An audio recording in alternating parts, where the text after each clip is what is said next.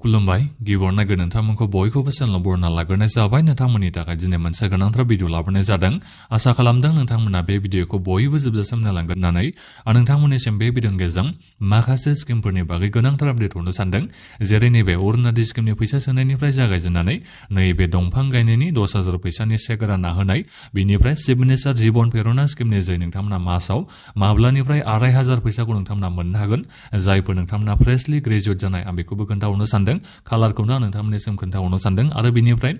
जोंहा दासान्दि नैबे निजुत बाबु आसनि स्किमनि जोंहा एप्लाइ खालामनाया जागासिनो दङ। दा बेनिखायनो नोंथांमोनालाय माब्लानिफ्राय मासाव फैसाखौ मोननो हागोन आं बेखौबो खोन्थाहरगोन। आरो बेजों लोगोसेनो आं नोंथांमोननिसिम नैबे जब कार्ड रेशन कार्डनि बागैबो माखासे गोनांथार आपडेट हरनो सानदों। बयबो नोंथांमोना भिडिअखौल' जोबजासिम नायलांबानो जाबाय। दा बेनिफ्राय आंनि नोंथांमोननिसिम मोनसे खावलायनायबो थाग्रोबाय। नोंथांमोना गिबियावनो गासिबो अननानै चेनेलखौ साबस्क्राइब खालामना लाग्रोलायनानै जाहाथे नोंथांमोना बेबादिनो भिडिअखौ मोननो हायो। आं गिबियावनोथ' नोंथांमोननिसिम नैबे अरुनोदय स्किमनि फैसा सोनायनि बागैनो माखासे आपडेटखौ खोन्थाहरग्रोनोसै। नोंथांमोना गाबोन जानुवारिनि 10 तारिखआव अरुनोदय स्किमनि 1250 फैसाखौ मोननो हानाय नङा। एबा जोंहा सरकारानो सोखाला आरो आं नोंथांमोननिसिम दाख्लैनिफ्रायनो बेखौ बुंहरबाय थादोंमोन। अब्लाबो नोंथांमोना माखासे मा खालामो भिडिअखौथ' नायजोबला नालाय नोंथांमोना कमेन्ट खालामनानै बुंहरबाय थायो आरो जानुवारिनि 10 तारिखआव अरुनोदय स्किमनि 1250 फैसाखौ मोनगोन ना मोना होननानै सोंहरबाय थायो आरो नोंथांमोना। दा बेनिखायनो आं नोंथांमोननिसिम गिबियावनो बेखौ बुंहरग्रोबाय आरो नोंथांमोना फैगोन जोंहा गाबोन जानुवारिनि 10 तारिख गाबोन नोंथांमोना अरुनोदय स्किमनि फैसाखौ मोननो हाया। डाइरेक्ट नोंथांमोना फेब्रुवारिनि 20 तारिखआवसो खेबसेनो 8,000 फैसाखौ मोननो हासिगोन अरुनोदय स्किमनिफ्राय। दा बेनिफ्राय अरुनोदय स्किमनि जोंहा माखासे गोजोनथाव रादाबा बेनो जाहैबाय जोंहा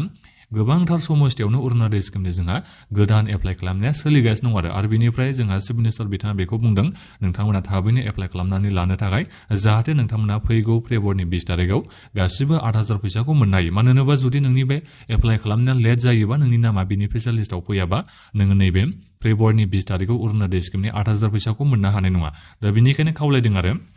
जेनेबा जोंहा गोबांथार समस्थियावनो दायो गोदान एप्लाइ खालामनाया सोलिगासिनो दं। दा बेनिखायनो बयखौबो जायफोर नोंथांमोना एप्लाइ खालामना लायाखै थाबैनो एप्लाइ खालामनानै लानो थाखाय नोंथांमोननिसिम खावलायदों। दा बेनिखायनो आंबो नोंथांमोननिसिम बे भिडिअनि गेजेरजों खावलायहरनाय जाबाय। नोंथांमोना गोख्रैनो जायफोर एप्लाइ खालामना लायाखै खबर लानानै नोंथांमोना गोदानै एप्लाइ खालामना लाबानो जाबाय जाहाथे नोंथांमोनाबो फेब्रुवारिनि 20 तारिखखालि अरुनोदय स्किमनिफ्राय 8,000 फैसाखौ मोननो हायो। बे जाहैबाय जोंहा आपडेटआ। दा बेनिफ्राय सेल्फ हेल्प ग्रुपनि नैबे 10,000 फैसा एबा दंफां गायनायनि 10,000 फैसानि चेक राननाया आरो बबे समस्थिनिखौ राननो हागोन आं बिनि बागै खोन्थाहरनो सानदों।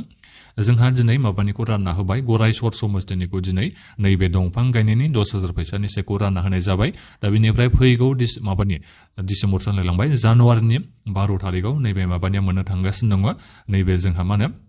बाक्सा एसटि समस्थिनो मोननो थांगासिनो दङ। दा बेनिखायनो जायफोर नोंथांमोना बाक्सा एसटि समस्थिनि बयबो नोंथांमोना कमेन्ट खालामनानै दायो आंनिसिम खोन्थाहरदो नोंथांमोना लाइजामखौ मोननो हागोन हायाखै एबा नोंथांमोननि नामा लिस्टआव फैगोन ना फैयाखै जे नोंथाङा 10,000 फैसानि चेकखौ फैगौ जानुवारिनि 12 तारिखआव मोननो हासिगोन होननानै। दा बेखौ नोंथांमोना भिडिअखौ बक्सआव कमेन्ट खालामबानो जाबाय। दा बिनि उनाव आरोबाव जोंहा माखासे समस्थिनियाबो मोननो थांगासिनो दं नाथायबा आं दायो डेटफोरखौल'सो मिथिना मोननो हानाय जायाखै। दा बेनिखायनो आं नोंथांमोननिसिम एसे उनाव आङो डेटखौ मिथिना मोनबानो नोंथांमोननिसिम खोन्थाहरगोन। नाथायबा गासिबो प्रिपेरेसना जाखाजोब्बाय जेनेबा पेन्डेल खालामनाय बायदिसिना जोंहा खामानिया दायो बेलेग बेलेग समस्थियाव जागासिनो दङ। दा बेनिखायनो आं नोंथांमोननिसिम खावलायदों आरो नोंथांमोना एसेल' आपडेट थाबानो जाबाय एबा दसेल' नोंथांमोना नेबानो जाबाय। आं नोंथांमोननिसिम गाबोन समफोरनि उनावनो मोनसे मोजां भिडिअ लाबोना खोन्थाहरगोन बबे समस्थिनिया नोंथांमोना खै तारिखआव मोननो थांगासिनो दङ बिनि बागै। दा बे जाहैबाय जोंहा दंफां गायनायनि 10,000 फैसानि चेक राननाया। दा बेनिफ्राय फैदो चिफ मिनिस्टार जिबन प्रेरना स्किमनि फैसाखौ नोंथांमोना माब्ला मोननो हागोन। जायफोर नोंथांमोना फ्रेशलि देग्लाय बोसोराव ग्रेजुवेट जानाय नोंथांमोना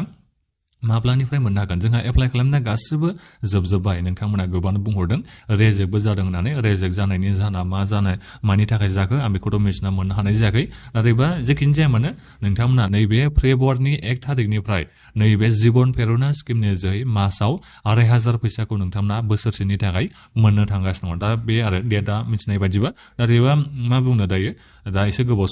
समा दंबावो नालाय जोंहा दिनैसो जानुवारि 9 तारिख। दा बेनिखायनो बिथांमोना जेनेबा फेब्रुवारिनि 1 तारिखखालि होगोन होननानै बुंबाबो जेनेबा उनाव पस्टपन खालामनोबो हागौ खोमा। दा बेनिखायनो आं नोंथांमोननिसिम बेखौ बुंहरखाबाय आरो दा जेखियानो जाया मानो डेट होनाय बायदिबा नोंथांमोना फेब्रुवारिनि 1 तारिखनिफ्राय नैबे चिफ मिनिस्टार जिबन प्रेरना स्किमनि जोहै नोंथांमोना 2,500 फैसाखौ मोनलांबाय थानो हासिगोन फेब्रुवारिनि 1 तारिखनिफ्रायनो। दा बिनिफ्राय इलेक्सननि समाव बिथांमोना सोगोना सोआ दा बेखौथ' मिथिना मोननो हानाय जायाखै जुदि इलेक्सननि समाव बिथांमोना सोआबाबो नोंथांमोना खेबसेनो इलेक्सननि समाव जेसांखिनि माननिखौ बिथांमोना सोनो हानाय नङा बेखौ नोंथांमोननिसिम सोनानै हरनोबो हागौ आरो दा आं नोंथांमोननिसिम बेखौ आं बुंहरदोंसो आरो सरकारा बिनि बागै जेबो बुंथ'वाखै दा जिखियानो जाया मानो नोंथांमोना फेब्रुवारिनि 1 तारिखनिफ्राय चिफ मिनिस्टार जिबन प्रेरना स्किमनि नोंथांमोना मासाव 2500 फैसाखौ मोनजेननो हागोन दा बिनिफ्राय नैबे जोंहा दा मैया दाख्लै माने जोंहा दायो सोलिगासिनो दं आरो एप्लाइ खालामनो नैबे निजुत बाबु आसनि स्किमनि थाखाय नोंथांमोना बयबो दायो एप्लाइ खालामबाय जानांगौ नोंथांमोना फर्मखौथ' मोनखाजोब्बाय जानांगौ दा नोंथांमोना माब्लानिफ्राय मोननो हागोन ना नोंथांमोनाबो फेब्रुवारिनि 1 तारिखनिफ्रायनो मासाव फैसाखौ मोननो हागोन जाहैबाय दा बेनिखायनो मानि थाखाय फेब्रुवारिनि 1 तारिखआव सोनो थाखाय बिथांमोना थांखि लादों मानो होनोबा जोंहा फेब्रुवारिनि जोबनायथिंनो जोंहा इलेक्सननि एमसिसिआ नांगोन दा बेनिखायनो बे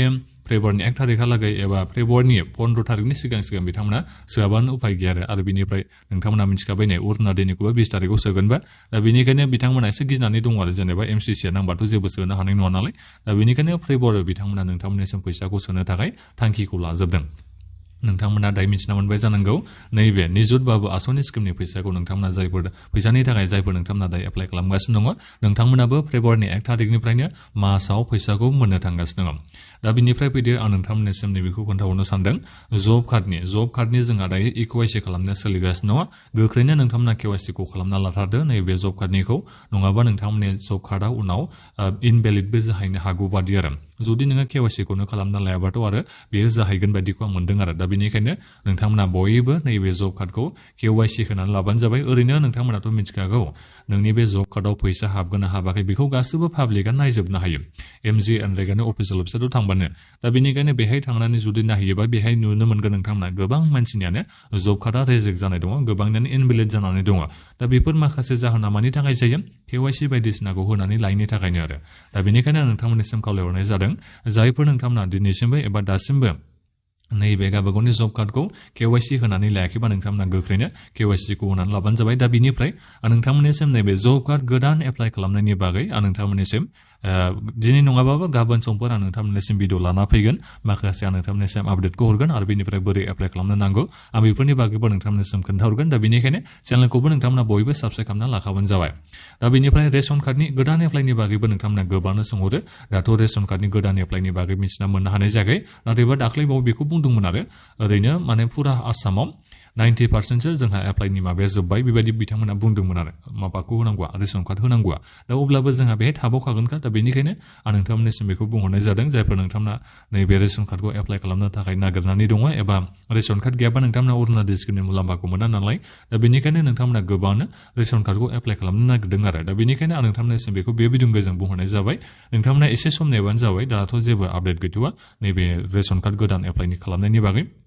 दाख्लैसो जोंहा जोबोद जाफुथारदोंमोन रेशन कार्डनि गोदान एप्लाइ खालामनो नोंथांमोना गोबाङानो थालांबाय जानो हागौ एप्लाइ खालामनो नोंथांमोना हास्लाबासो एबा मिथिस्लाबासो जानो हागौ सोरबा नोंथांमोना भिडिअखौबो नायबाय थाया बिनि थाखायबो माखासे नोंथांमोना गोरोन्थि जाबाय आं नोंथांमोननिसिम दाख्लैनि भिडिअ लाबोदोंमोन एसे सिगाङावनो माने गोदान एप्लाइ जानाय समाव आरो रेशन कार्डनि जोंहा एप्लाइ खालामनाया सोलिगासिनो दं होननानै दा बेनिखायनो आं नोंथांमोननिसिम खावलायहरनाय थाबाय जायफोर नोंथांमोना रेशन कार्डखौ एप्लाइ खालामनो होननानै दङ नोंथांमोना बयबो चेनेलखौ साबस्क्राइब खालामना लाखा मानो होनोबा आं नोंथांमोननिसिम एप्लाइ जानायखौ मिथिनाय लोगो लोगोनो भिडिअखौ लाबोखायो आरो बेनिफ्राय जायफोर नोंथांमोना सरकारि न'नि थाखाय एप्लाइ खालामनाय नोंथांमोना जब कार्ड गैयालासिनो गोबाङानो एप्लाइ खालामदों दा नोंथांमोनाथ' मिथिखागौ जब कार्ड गैयाबा नोङो नैबे सरकारि न'खौ मोननो हाया दा बेनिखायनो जब कार्डखौ नोंथाङा बानायना लाखाथारनांगोनखा नोंनि नामा बेनिफिसियेल लिस्टआव फैनायनि सिगाङावनो दा बेनिखायनो आं नोंथांमोननिसिम बावैसोनि उनावनो भिडिअ लाबोगासिनो दङ जब कार्ड रेशन कार्डफोरनि थाखाय नोंथांमोना बोरै एप्लाइ खालामनो हागोन आरो एप्लाइ खालामना सोलिगोन ना सोलियाखै आं बिनि बागै नोंथांमोननिसिम एसे उनाव भिडिअ लाबोना खोन्थागासिनो दङ दा बेनिखायनो चेनेलखौ नोंथांमोना बयबो साबस्क्राइब खालामना लाबानो जाबाय दा बिनि अनगायैबो जोंहा आसाम सरकारा बायदि नोंथांमोननिसिम दासान्दि एनाउन्समेन्ट खालामदों जेरै जायफोर नोंथांमोना रेशन कार्ड दङ नोंथांमोना दायो दालि सिनि संख्रिखौ 100 थाखायाव नोंथांमोना मोननो हाबाय जानुवारिनि 1 तारिखनिफ्राय नोंथांमोनखौ खावलायदों आरो एबा नोंथांमोननिसिम बेखौ फोरमायहरदों आरो जेनेबा हिमन्त बिश्व शर्मा बिथांमोननि सरकारा फैयोबा नोंथांमोननिसिम दालि सिनि संख्रिजों लोगोसेनो जानाय थावखौबो नोंथांमोननिसिम माने फ्रियाव होगोन जाहैबाय 1 केजि सिनि 1 केजि संख्रि 1 केजि दालि 1 केजि बे जानाय थावखौ नोंथांमोना फ्रियाव मोनगोन बेखौ जोंहा चिफ मिनिस्टार बिथाङा एनाउन्समेन्टखौ खालामदों आरो दा नोंथांमोना मा सानदों बिथांमोना सरकाराव फैफिननो हागोन हाया हिमन्त बिश्व शर्मा बिथांमोननि सरकारा नोंथांमोना बेखौ भिडिअखौ बक्सआव नोंथांमोना बयबो कमेन्ट खालामनो जाबाय जुदि सरकारा फैफिनबाथ' नोंथांमोना फ्रियावनो मोनबाय आरो बे आरो बाथ्राया दा बेखिनियानोमोन नोंथांमोना बे भिडिअखौ दानिया बयबो शेयार खालामना होदो जाहाथे गासिबो मानसिफ्रानो नैबे माखासे आपडेटनि बागै मिथिनो हायो आरो बेनिफ्राय खावलायनोबो थाबाय गासिबो नोंथांमोना चेनेलखौ साबस्क्राइब खालामना लालाय होननानै जाहाथे नोंथांमोना बेबादिनो भिडिअखौ मोननो हायो दा बेखिनियानोमोन गोजोन्थों